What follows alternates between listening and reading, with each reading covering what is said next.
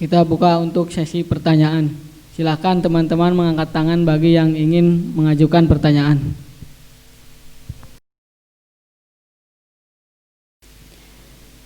Untuk yang di belakang yang pakai masker. Assalamualaikum warahmatullahi wabarakatuh. Waalaikumsalam warahmatullahi wabarakatuh. Perkenalkan, nama saya Deyanti dari kelas 10 Multimedia. Saya ingin bertanya, bagaimana cara Nabi Muhammad mengatasi permasalahan dalam menyampaikan ajaran Islam?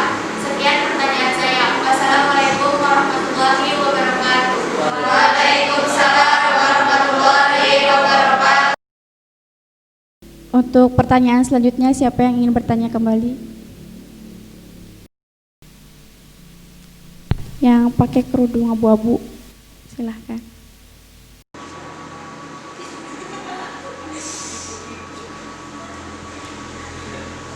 Assalamualaikum warahmatullahi wabarakatuh. Waalaikumsalam warahmatullahi wabarakatuh. Perkenalkan, nama saya Hadiati dari kelas 11 Multimedia. Saya ingin bertanya, apa sih kunci kebahagiaan versi Nabi Muhammad SAW? Sekian dari saya. Terima kasih. Wassalamualaikum warahmatullahi wabarakatuh. Waalaikumsalam warahmatullahi wabarakatuh. Silahkan untuk pertanyaan yang terakhir. Itu yang laki-laki yang di depan. Assalamualaikum warahmatullahi wabarakatuh. Waalaikumsalam warahmatullahi wabarakatuh. Perkenalkan, nama saya Supriyadi, saya dari kelas ITPRO. Ingin bertanya, apa sih kunci sukses Nabi Muhammad SAW, terutama dalam berdagang? Terima kasih. Wassalamualaikum warahmatullahi wabarakatuh. Waalaikumsalam warahmatullahi wabarakatuh. Terima kasih bagi yang sudah mengajukan pertanyaan. Kita serahkan kembali kepada Pak Ustadz untuk memberikan penjelasan. Silahkan Pak Ustadz. Bismillahirrahmanirrahim. Allahumma shalli ala sayyidina Muhammadin wa ala sayyidina Muhammad. Cara Rasulullah sallallahu alaihi wasallam di dalam menyikapi permasalahan dalam dakwahnya begitu. Cara yang pertama di dalam terhadap masalah-masalah yang dihadapi oleh Rasul, cara pertama Rasulullah SAW itu adalah kembali kepada Allah Subhanahu wa taala. Berserah diri kepada Allah Subhanahu wa taala, meminta kepada Allah Subhanahu wa taala, meminta pertolongannya, meminta petunjuknya, meminta agar Allah Subhanahu wa taala memudahkan apa yang permasalahan dihadapi. Cara pertama begitu ya. Terus kemudian cara yang kedua di antara cara-cara Rasulullah SAW dalam menghadapi masalah dakwahnya itu adalah dengan akhlaknya itu sendiri, adalah dengan akhlaknya Rasulullah SAW. Jadi Rasulullah SAW itu terhadap para pencaci tidak membalas apa yang dicaci, tidak dibalas terhadap pencaci. Ada seorang yang benci kepada Rasulullah SAW, bahkan setiap Rasulullah SAW ingin keluar rumahnya dilempari kotoran, kotorannya kotoran, iya nya. Tapi kotoran manusia, nggih. Kemudian ketika si pembenci itu sakit, apakah Rasulullah SAW kemudian mencaci balik begitu ya, memanfaatkan keadaan sakit tersebut sehingga Rasulullah SAW balas dendam begitu? Tidak. Bahkan pencaci yang melempari kotoran itu sakit, malahan Rasulullah SAW menjenguk beliau dan mendoakan yang sakit. Begitulah dakwahnya Rasulullah SAW. Kemudian ketika Rasulullah SAW dakwah sampai ke negeri Taif, ya, di negeri Taif itu, ya Allah, ya Rasulullah, beliau dihinakan, ya, beliau dihinakan, direndahkan. Kalau kita membayangkan diri kita itu, wah, la salam wala garam, wallahu alam. Rasulullah SAW itu dakwah diejek sekampung tersebut, dihina-hina sekampung tersebut. Orang gila, tukang sihir. Dan Rasulullah SAW sendiri pada waktu itu, sendiri. Diejek oleh anak-anak ini, mau budak-budak ini budak letiknya. Sok naon gitu, babarengan gitu ge. Babarengan ngahayo-hayo gitu. Begitulah kita kira-kira bahan penghinaan yang didapat oleh Rasulullah SAW.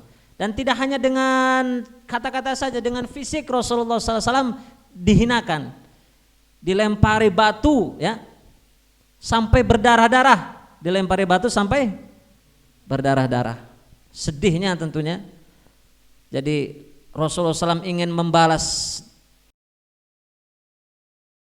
ingin memberikan susu, malah dibalas dengan racun begitu ya. Rasulullah SAW ingin memberikan madu, malah diberikan spiritusnya. Rasulullah SAW ingin memberikan, mengajak kebaikan, dibalas dengan penghinaan yang luar biasa, ya. Kemudian Rasulullah SAW bersandar di suatu pohon, menghela nafas atas apa yang dialami Rasulullah SAW. Kemudian para malaikat melihat kejadian itu marah, ya. Ada salah satu orang malaikat yang mendatangi Rasulullah SAW. Wahai Rasulullah, perintahkan apa saja kepadaku agar aku menghancurkan kaum tersebut. Diperintahkanlah aku untuk menghancurkan kaum tersebut. Aku mampu melemparkan gunung ini, sekali lempar dan hancur penduduk Taif tersebut.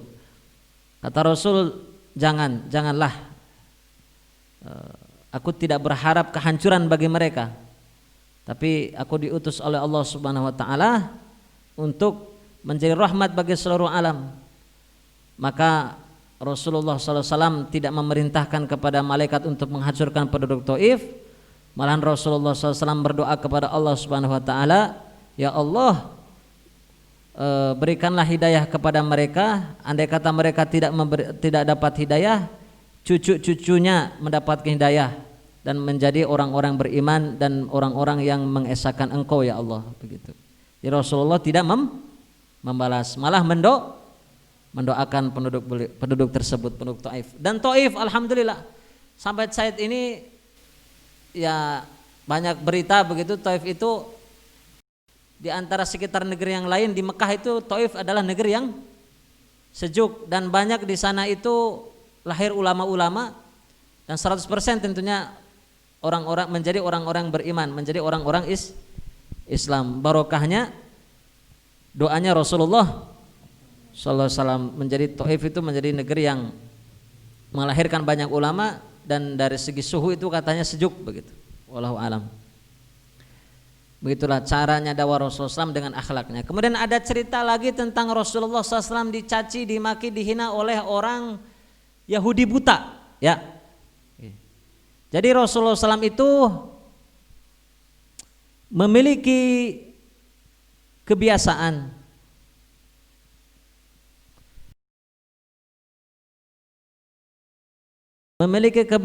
pada waktu-waktu tertentu mendatangi seorang Yahudi tua yang buta di sekitar pasar. Rasulullah SAW mendatangi Yahudi buta tua itu untuk memberikan makan kepada Yahudi buta itu. Dan tidak hanya memberikan makan, tapi Rasulullah SAW sendiri yang menyuapi Yahudi buta tersebut. Nah, menariknya Rasulullah SAW setiap menyuapi itu siapa Yahudi buta tersebut, kakek itu, aki-akinya, aki-aki eta, ya. Setiap menyuapi aki-aki tersebut, aki-aki itu bukannya berbicaralah kepada berbicara, ngomong-ngomong lah, berkuar-kuar gitunya kepada Rasulullah SAW. Karena kan tolong tuh bisa ningali nggih. Tenyahuan nyuapan sakan tenyahuan ya. Oh, nya ngucapkeun teh nuhun gitu jangnya nuhun geus diuapan. Tapi kahade jangnya kade ulah milu jeung Muhammad gitu nggih. Ulah nuturkeun Muhammad, itu mah jalma sinting, itu mah jalma tukang sihir, itu mah jalma gelo kahade pokona mah ulah pimiluan jeung Muhammad. Padahal nu nyuapan itu Nabi Muhammad gitu. Tapi apakah sugan piringna ditamplokeun ka eta? Kitunya. Suga ditamplokeun ka beungeutna si aki-aki eta? Henteu nya nggih. Bala terus bae nyuapan. Meneruskan suapan Rasulullah SAW kepada Yahudi buta tersebut. Dan itu terus menerus sering dilakukan oleh Rasulullah Sallallahu Alaihi Wasallam. Dan setiap Rasulullah SAW menyuapi, begitu juga penghinaan yang didapat. Setiap Rasulullah menyuapi dan setiap itu pula Rasulullah SAW mendapatkan hinaan, cacian, makian. Setelah Rasulullah SAW wafat, kemudian Sayyidina Abu Bakar As-Siddiq bertanya kepada istrinya Rasulullah SAW, ini Sayyidah Aisyah, Siti Aisyah radhiyallahu anha, ya. Kan Abu Bakar ini adalah bapaknya Siti Aisyah, ya. Berarti sahabat Rasul sekaligus mertua Rasul. Nah, setelah Rasul wafat, sahabat Abu Bakar ini menanyakan kepada Siti Aisyah, wahai Aisyah putriku, apa yang aku belum lakukan?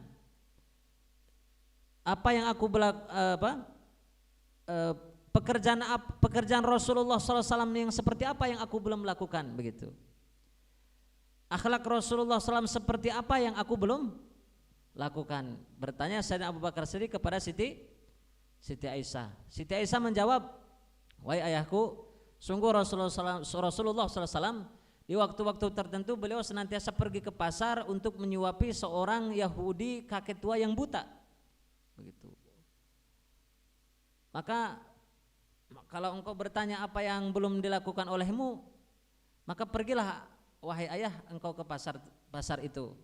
Nah, akhirnya Sayyidina Abu Bakar pergi membawa makanan untuk menemui kakek buta Yahudi di pasar itu. Dan setelah menemui kakek buta kemudian disuapi, kakek buta ini heran, heran.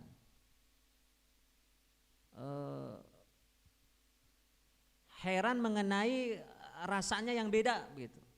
Kenapa kok ini mun urang teh mah naon kieu kitu teh? Sendok sangu di sendok di kumaha? Ya, naon sih nya? Oh, kenapa ini kok terasa beda begitunya? Biasanya nasinya itu sok sampai lembut, nggih. Sok sampai lembut. Ieu mah kok agak kasar gitunya, nggih. Terus sih kok leungeuna terus nyuapana kan teu selembut biasana laun gitu kan, nggih. Ieu mah kok agak kasar gitu. Ya kok aya nu beda gitu. Si kakek buta itu menanyakan kepada Sayyidina Abu Bakar, mana orang yang biasa menyuapiku, begitu. Si kakek bertanya kepada Sayyidina Abu Bakar, mana orang yang biasa menyuapiku? Aku yakin engkau bukan orang yang biasa menyuapiku, kata si kakek buta. Nah, Sayyidina Abu Bakar mendengar pertanyaan itu, Sayyidina Abu Bakar menangis, masih rindu atas kepergiannya Rasulullah SAW. Wahai kakek tua, sungguh pemuda yang engkau tanyakan itu telah meninggal dunia. Dia telah kembali kepada Allah Subhanahu wa ta'ala.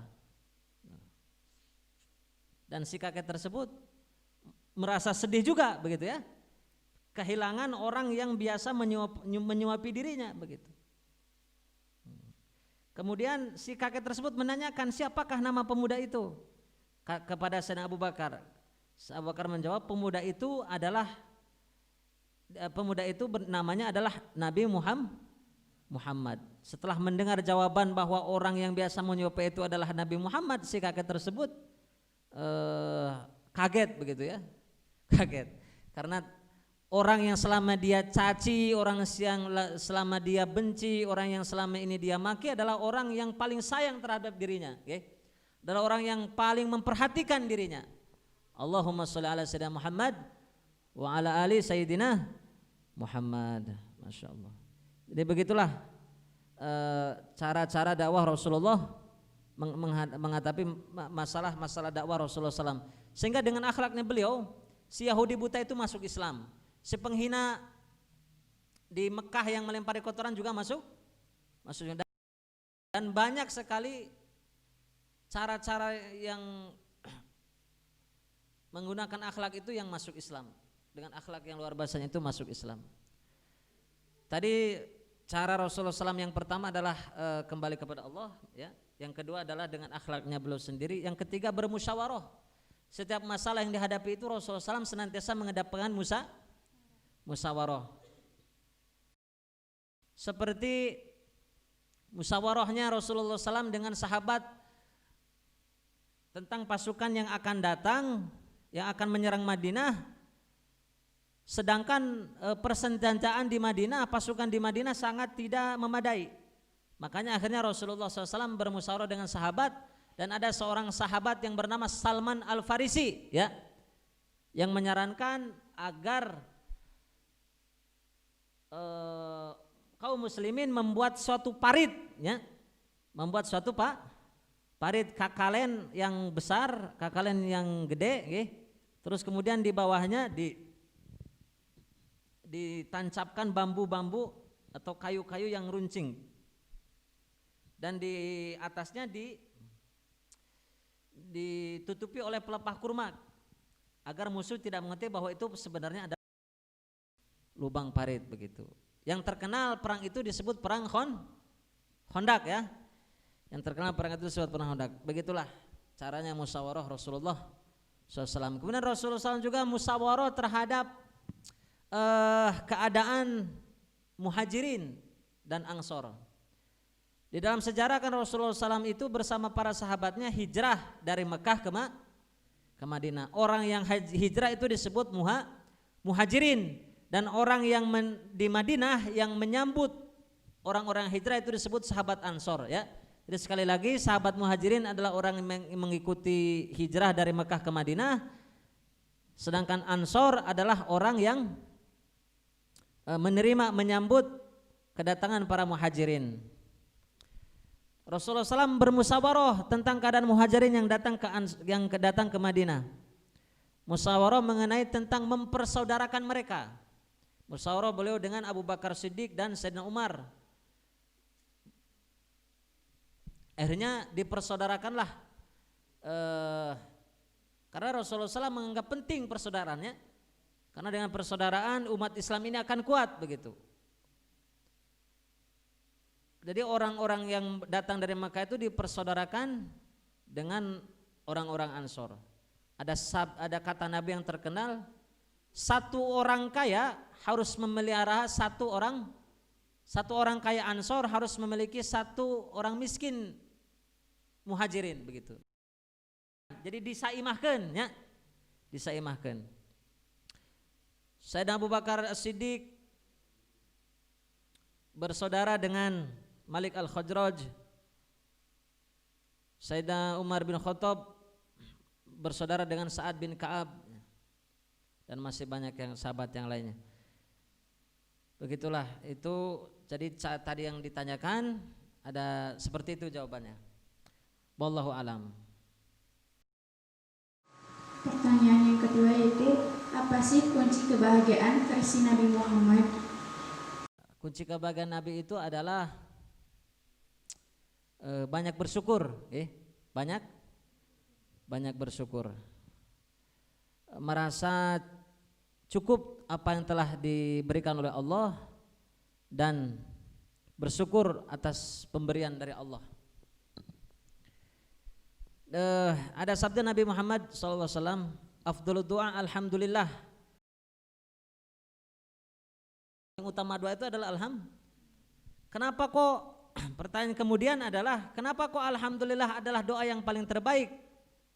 Karena hamba yang baik itu, hamba yang luar biasa itu adalah hamba yang senantiasa melihat pemberian anugerah yang diberikan oleh Allah Subhanahu wa taala yang banyak dibandingkan kesedihan yang sebenarnya sedikit. Itu hamba Hal yang baik. Jadi hamba yang baik itu senantiasa melihat pemberian Allah Ta'ala yang banyak, tidak pernah melihat kesedihannya yang itu hamba yang baik. Sedangkan kalau kita sering sehatnya 12 bulan, sakitnya 3 hari, ya. Terus ngarasulah ka Gusti Allah, ya Allah geuning hirup si kieu-kieu teuing kitu nya, nggih. Bener teu? Gitu kan urang mah nya, nggih. Bener teu? Nya, heeh. Gitu. Boga duitna sabulan teu boga duitna 3 poe nya. Eta sok langsung ngarasulah ka Gusti Allah geuning hirup si kieu teuing. Padahal lan kuota mah leuwih remen bogana nya dibandingkeun jeung beak kuota geuning si hirup kieu teuing gitu nya. Hamba yang baik itu ya gitu kan adalah hamba yang senantiasa melihat pemberian-pemberian Allah yang banyak dibandingkan kesusahannya sebenarnya sedih. Itu kunci bahagia nya nggih. Di bahagia itu gitu nya. Jadi rasanya itu alhamdulillah cukup nggih bahagia nya. Bersyukur kepada Allah Subhanahu wa taala. Alhamdulillah. Bahkan sifatnya salat Rasulullah sallallahu alaihi wasallam, syukurnya Rasulullah ya. Rasulullah SAW itu disebutkan sifatnya salat Rasul itu senantiasa kalau salat itu kakinya itu sampai bengkak-bengkak ya. Kakinya sampai bengkak-bengkak. Jadi bengkak-bengkak karena salat nggih. Pernah teh orang paling bengkak ti tajong mungkalnya. Bengkak karena main bola nggih. Bengkak karena labuh tina motor gitu. Nah imah bengkak karena tas salat ya. Bareuh teh karena salat. Nah ketika ditanyakan oleh Sayyidah Aisyah radhiyallahu ta'ala anha, Rasulullah SAW menjawab, afala akunu abdan syakuro, apakah aku tidak sepatutnya berterima kasih karena Allah telah menjamin surga bagiku, karena Allah telah menjadikan aku sebagai Rasul, karena Allah telah menjadikan aku sebagai nabinya, makanya aku sholatnya sampai bengkak, makanya aku sholatnya lama begitu. Kunci kebahagiaan versi Rasulullah SAW banyak bersyukur ya, banyak bersyukur. Mudah-mudahan kita senantiasa menjadi orang-orang yang bersyukur, amin. Insya Allah itu kunci kebahagiaannya, di merasa cukup. Jadi senantiasa kita tuh lebih melihat banyak pemberiannya lah, tidak melihat kesusahan-kesusahan kita ya, insya Allah. Terus Soal yang ketiga yaitu kunci sukses Nabi Muhammad terutama dalam berdagang. Kunci sukses Nabi Muhammad SAW dalam berdagang. Bismillahirrahmanirrahim. Berdagangnya Rasulullah SAW itu mulai Rasulullah SAW itu memiliki pengalaman dagang itu mulai umur 12 tahun. Jadi di umur 12 tahun Rasulullah SAW sudah tidak memiliki bapak dan ibu ya, yatim piatu. Rasulullah SAW diajak oleh pamannya Abi Thalib, pamannya Abi Thalib untuk berdagang ke negeri Syam atau sekarang Syria. Dari Mekah ke Syria umur 12 tahun itu sudah pengalaman berdagang. Kemudian lama kemudian sampailah beliau sampai umur 17 tahun. Maka di umur-umur tersebut Rasulullah SAW terkenal sudah menjadi seseorang yang mahir berdagang, orang yang mahir berdagang. Barang-barang yang diambil dari Sayyidah Khadijah, dulu kan barang-barangnya diambilnya di Sayyidah Khadijah. Itu setiap Rasulullah SAW yang dagang itu banyak belinya. Dan Sayyidah Khadijah merasa gembira karena kalau Nabi Muhammad yang dagang banyak untungnya begitu. Maka pertanyaannya, apa kunci sukses Nabi Muhammad SAW berdagang? Yang pertama, beliau memahami segmentasi pasar. Memahami segmen, jadi memahami harga pasar di kota, di daerah atau di negara tersebut begitu. Melihat ukuran harga pasar di daerah tersebut. Jadi Rasulullah SAW bisa menjual suatu barang itu bisa berbeda di kota A dan di kota B begitu. Itu pertama. Terus yang kedua, Rasulullah SAW itu senantiasa menampilkan sikap yang santun, sikap yang santun kepada konsumen, sikap yang ramah kepada konsumen, tidak membeda-bedakan. Kalau misalkan pejabat datang atau ya petani datang gitu, atau RT datang, lurah datang, itu tidak dibeda-bedakan. Sama saja Rasulullah SAW senantiasa bersifat santun, ramah kepada setiap orang, baik kepada setiap orang. Kemudian itu yang kedua ya. Yang ketiga, Rasulullah SAW ini senantiasa jujur di dalam berdagang. Jujur, jadi dijelaskan kalau barang ini, misalkan ini aqua, ini kelebihannya ini, kekurangannya ini, begitunya. Oke. Cacatnya ini, kelebihannya ini. Jujur. Hente ngaku-ngaku seperti misalkan tukang dagang sayur gitunya, oke. Mang, yo lauk anyar kene tuh, seger kene tuh. Anyar kene emang karek meuli nya. Cek tukang dagang, padahal mah geus 3 bulan dina kulkas, berarti nu kitu teu jujur. Nah gitu. Nah Nabi Muhammad SAW mah jujur ya. Paham pasar, paham dan santun nggih. Terus jujur. Begitulah kiranya kunci sukses Rasulullah SAW di dalam berdagang, nggih. Kemudian menurut Abbas Mahmud Aqad, di dalam kesuksesannya Rasulullah SAW, karena Rasulullah SAW dijelaskan oleh Abbas Mahmud Aqad di dalam kitabnya Abrokiyatul Muhammad, bahwa kesuksesan yang dihasilkan oleh Rasulullah SAW ini karena Rasulullah SAW itu memiliki tabiat atau karakter atau perilaku empat karakter yang menonjol ya. Kata Abbas Mahmud Aqad, kata beliau, tabiatul arba, ada 4 tabiat atau 4 karakter yang sangat menonjol pada diri Rasulullah SAW, yang dengannya beliau Rasulullah SAW itu ya bisa dikatakan sukses begitunya. Yang pertama, Rasulullah SAW itu memiliki tabiatul ibadah, memiliki karakter ibadah, karakter ibadah. Yang kedua, Rasulullah SAW itu memiliki karakter atau tabiatul tafkir, karakter berpikir. Yang ketiga, Rasulullah SAW itu memiliki karakter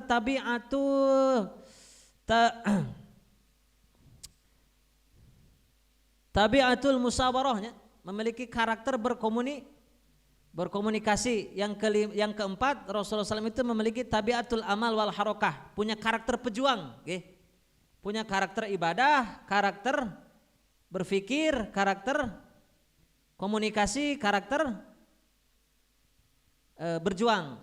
Ya, di dalam dagang pun begitu. Rasulullah SAW itu senantiasanya punya karakter ibadah no kuat, ya.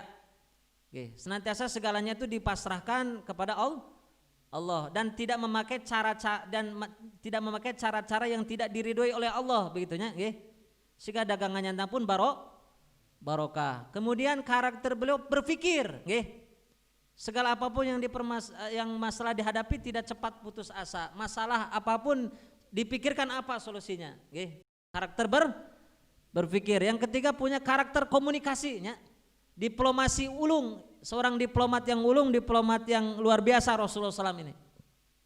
Kemudian yang keempat adalah karakter berjuang, tahan banting Rasulullah SAW, ya begitu. Ada 4 karakter Rasulullah yang menonjol: karakter ibadah, karakter berpikir, karakter komunikasi, karakter pejuang. Insyaallah mudah-mudahan manfaat. Alhamdulillahirrabbilalamin. Pergi ke sekolah bersama Pak Mamat, menumpang motor yang dikendarainya. Mari kita memohon rahmat agar bisa mendapatkan syafaatnya. Jadi manusia tak boleh ria. Jangan terjerumus dalam ketapakan. Jika sudah paham ilmu agamanya, maka marilah kita amalkan. Mohon maaf Pak Ustadz, kita bisa menutup acara ini dengan doa. A'udzubillahi minasyaitonirrajim. Bismillahirrahmanirrahim. Alhamdulillahirabbil alamin. Allahumma shalli ala sayidina Muhammadin wa ala ali sayidina Muhammadin. Maghfir lana dzunubana wa liwalidayna ya Allah warhamna kama rabbana shighara wa la yakhuna khatul masyayikhina wa syamasyaikhina wa talamidina tamadatana wal ahbabina al mahbub ahli jami'il muslimin wal muslimat wal mu'minat al ahya wal amwat. Ya Allah, Allahumma la taj'al Allahumma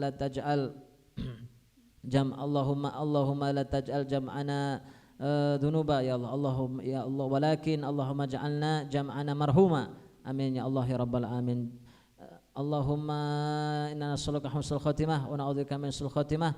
Ya Allah ya Allah ya Allah ya Allah bi su'il khatimah. Rabbana atina fid dunya hasanah wa fil akhirati hasanah wa qina adzabannar. Allahumma shalli ala sayyidina Muhammadin wa ala ali sayyidina Muhammadin. Alhamdulillahirabbil alamin. Al-Fatihah.